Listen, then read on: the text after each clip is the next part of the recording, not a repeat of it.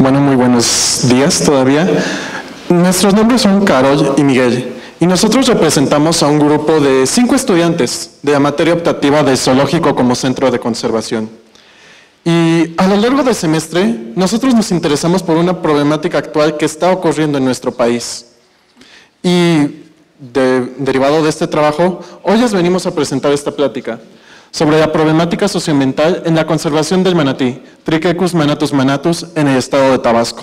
Primero vamos a conocer al manatí. Muchas gracias.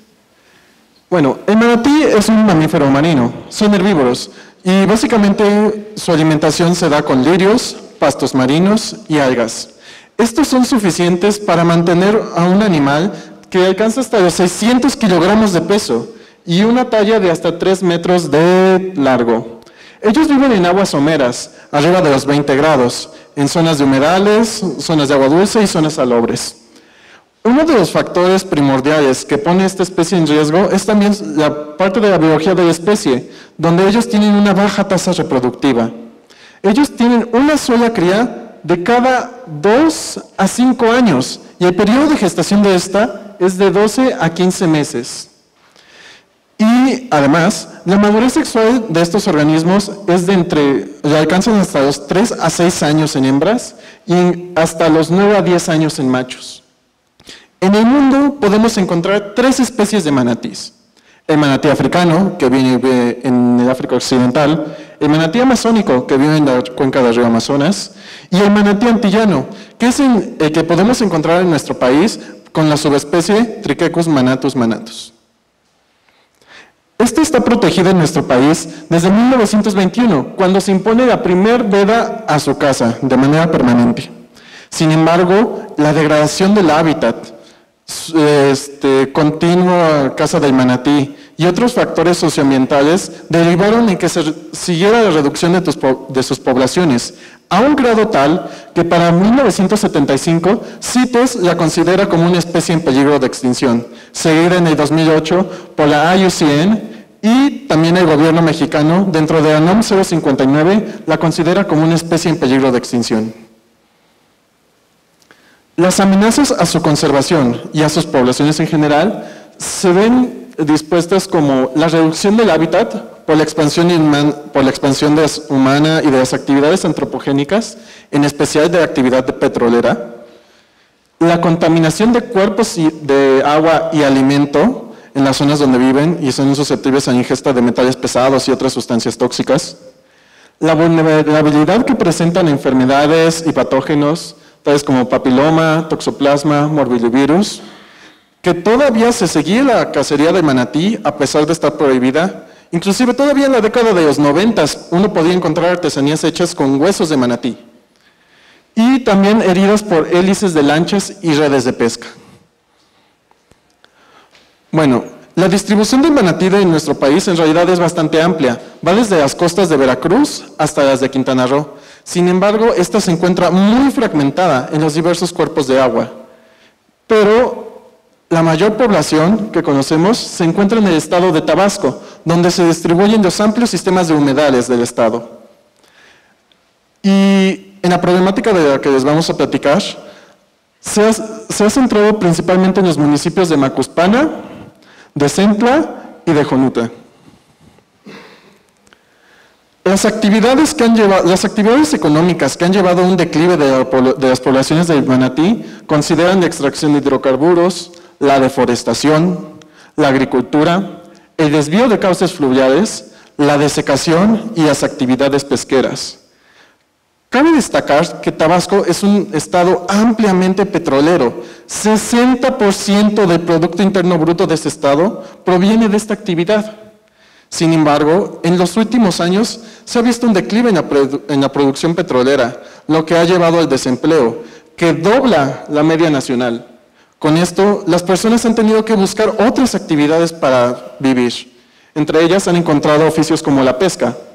Y esto ha conllevado una sobreexplotación del recurso pesquero, con un declive en la producción de hasta un 40% en 2016 y 2017. También hay que tomar en cuenta que Tabasco es un estado que, por lo menos en la zona de humedales, se encuentra a poca altura con respecto al nivel del mar, a poca altitud. Y frente a un aumento del nivel del mar por el cambio climático, los humedales enfrentarían una intromisión de agua salada y esto cambiaría completamente la dinámica ecológica de estos ecosistemas. Y aún así, a partir de mayo de este año, la situación del manatí se ha vuelto aún más crítica.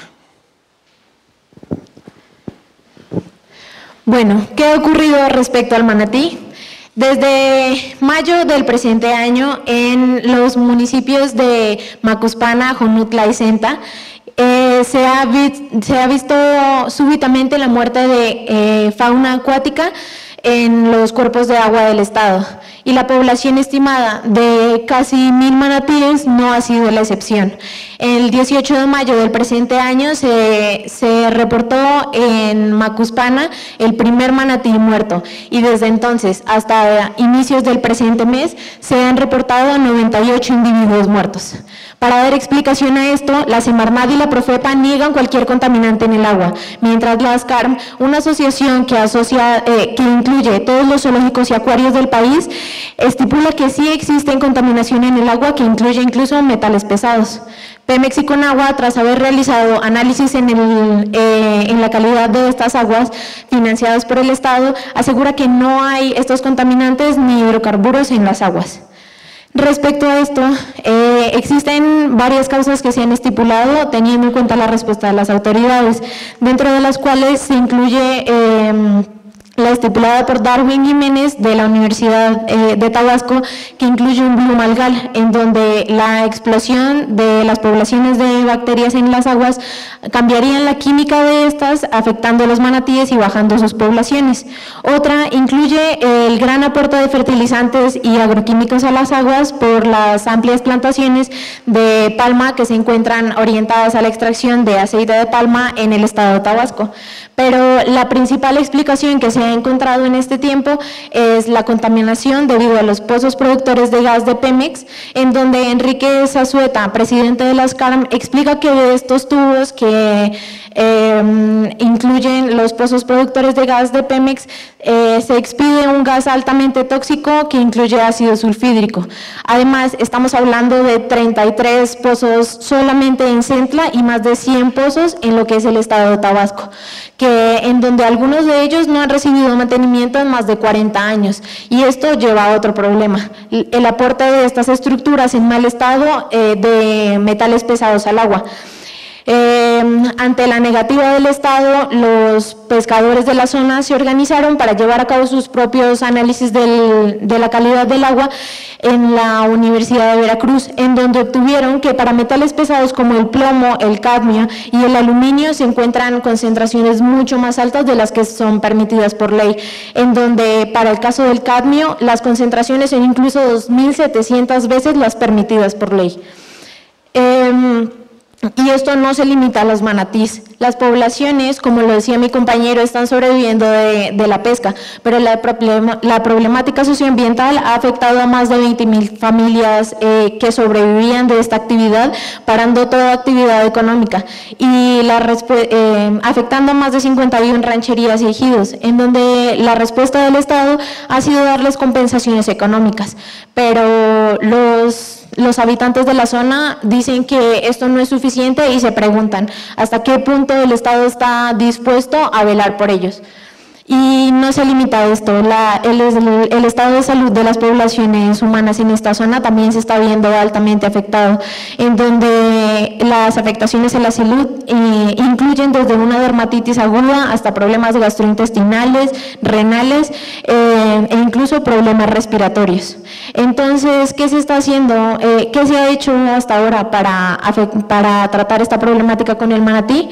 Bueno, existen desde 1999 el Comité Técnico Constitutivo para la Conservación y Recuperación del Manejo del Manatí en México, a partir del cual se ha generado el Proyecto de Recuperación de Especies Prioritarias, el PREV, para Triquecus manatus desde el 2001, en donde se generaron 6 grupos de trabajo, y el que se encuentra actualmente vigente desde el 2010, que es el PASE, el Programa para la Acción de conservación de las especies Paratrichecus manatus. Y más recientemente, tras una reunión el 17 del presente mes con la virtual ministra de Ambiente, Josefa González, la ASCARM y el Instituto Técnico de Boca del Río se reunieron generando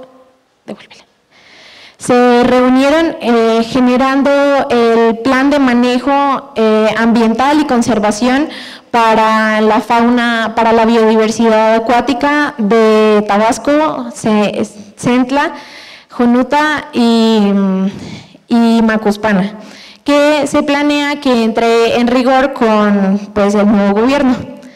Dentro de estos planes de conservación, la acción de los zoológicos y los acuarios ha sido fundamental. Dentro de ellos no podemos olvidar el apoyo con la educación ambiental y la investigación, en donde resalta la acción del Acuario de Veracruz y Yunca, en donde han sido los que han encabezado el trabajo sobre educación ambiental con las comunidades, sobre todo en los niños, que al final los que habitan allí son los que se ven diariamente afectados por esta problemática.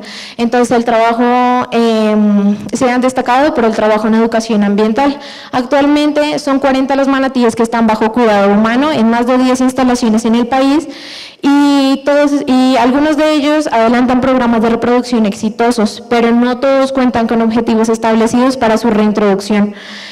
Además, no todos son aptos para liberarse y los costos de estos programas de reproducción son muy altos. Especialmente Yunca y la UJAT, la Universidad de Tabasco, están están encabezando los esfuerzos que se están realizando en la búsqueda, rescate, translocación y tratamiento de los manatíes que se están viendo afectados en esta zona, apoyados por otras organizaciones gubernamentales y no gubernamentales como la CONAMP, Dolphin Discovery, el Museo de la Ballena y la Asociación de Hábitats para la protección e interacción de los mamíferos marinos.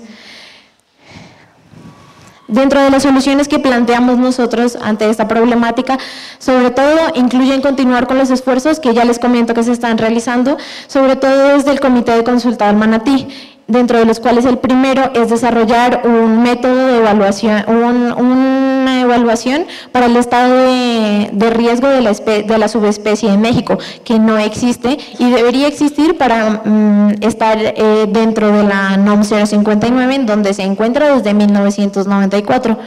También reforzar sobre todo estos programas de conservación ex situ que han sido la clave del rescate de los pocos manatíes que se han podido salvar dentro de toda esta problemática, implementar programas de conservación in situ que de momento no existen, continuar con el monitoreo de las poblaciones que de momento se está llevando a cabo por la Universidad de Tabasco, asegurar la protección de su hábitat, aunado esto a la conservación in situ, por supuesto, y desarrollar líneas de investigación que nos permitan dilucidar de qué manera podemos hacer bioremediación en estas áreas, probablemente con bacterias quelantes que nos permitan disminuir las concentraciones de contaminantes en estas aguas. Sobre todo, haciendo esta asociación con entidades gubernamentales, hacer un énfasis en el cumplimiento de la normativa, fortalecer estos trabajos de educación ambiental, sobre todo con los pobladores, para que vean que el manatí no es simplemente esa cosa terrible que les está quitando su trabajo. Y cuando toda esta problemática se haya solucionado, pues podemos apuntar a otras cosas como el ecoturismo responsable, en donde no se vean afectados los manatíes ni directa ni indirectamente. Eso sería todo por ahora. Muchas gracias por su atención.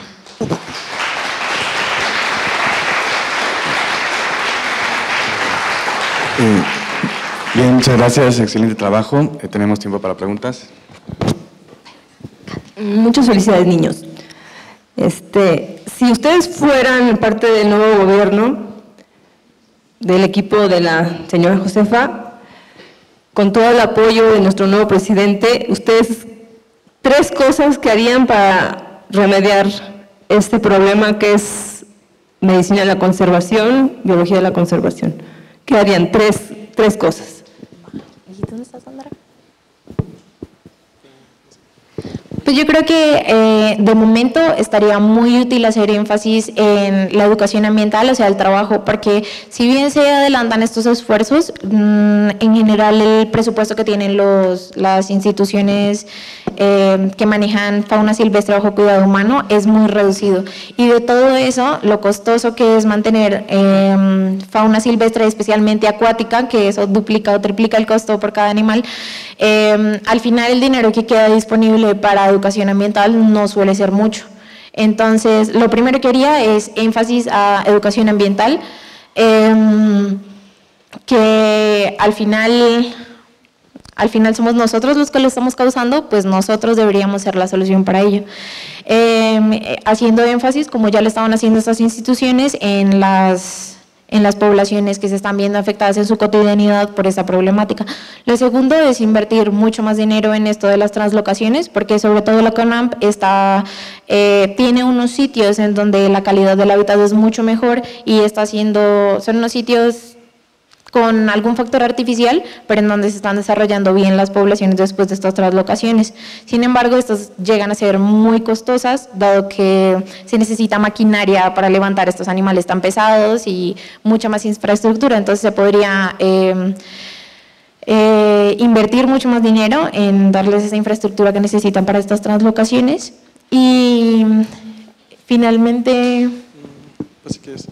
Y finalmente también que haya una mayor integración entre los diferentes organismos que están apoyando la causa, y sobre todo también mejor disposición de las diferentes instituciones, ya que muchos de estos esfuerzos se han visto, o a final de cuentas, como veíamos con la parte de soluciones, aquí estoy haciendo una cosa yo, aquí estoy haciendo otra cosa yo, como parte gobierno, como parte ONG. A final de cuentas se debería de buscar integrar por una misma causa los esfuerzos. Dejar de lado un poco la parte de yo dije o yo propuse y fomentar un poco más esta vista socioambiental, tanto para un problema integral como con una solución integral. Sí, un comentario, y precisamente va en la línea esta de las propuestas. Estuve platicando con gente que ha estado ahí, especialistas en cianobacterias, ¿no? Entonces, y dicen que precisamente por la forma de mortandad de los manatíes, ¿no? Se cree que son saxitoxinas las que les afectaron. O sea, lo que no se sabe es que ahí, por ejemplo, ellos mencionan, y dije, bueno, en una discusión digo, pues quieres liberar a Pemex, ¿no? De las cosas que está haciendo. Dicen, no, es que todo pinta hacia allá. ¿A qué voy a esto? Que muchas veces los protocolos de investigación no es lo que yo diga, etcétera, ¿no? Falta un montón de estudios estadísticos en donde me confirmen, ¿no? Hay un montón de metodologías para decir, realmente esto fue lo que está impactando, hay una correlación, etcétera, ¿no? Entonces, cada quien tiene su opinión, pero también estoy de acuerdo, yo no conocía los datos tan altos de metales, ¿no? Pero uno supone que ahí hay un caldo, ¿no? Entonces, sí, una de las cuestiones sería hacer protocolos adecuados de investigación, pues estamos en ciencias, ¿no? Para atacar esas problemáticas y con certeza de qué fue. Sí, estoy muy de acuerdo y agradezco la intervención, sobre todo porque muchas de las fuentes por las que uno termina adquiriendo este tipo de información son fuentes no científicas, porque desafortunadamente mucha de esta información no ha sido sometida por un método científico que nos permita decir muchas cosas. Entonces sí, sería muy valioso que se hicieran esfuerzos en aplicar una metodología científica para poder llegar a estas conclusiones, por supuesto. Gracias. Bueno, hay otras preguntas. Les recordamos que si tienen más preguntas se pueden acercar con el equipo para resolverlas en otro momento. Por el tiempo ahorita no podemos, pero agradecemos su participación. Y ahora van a presentar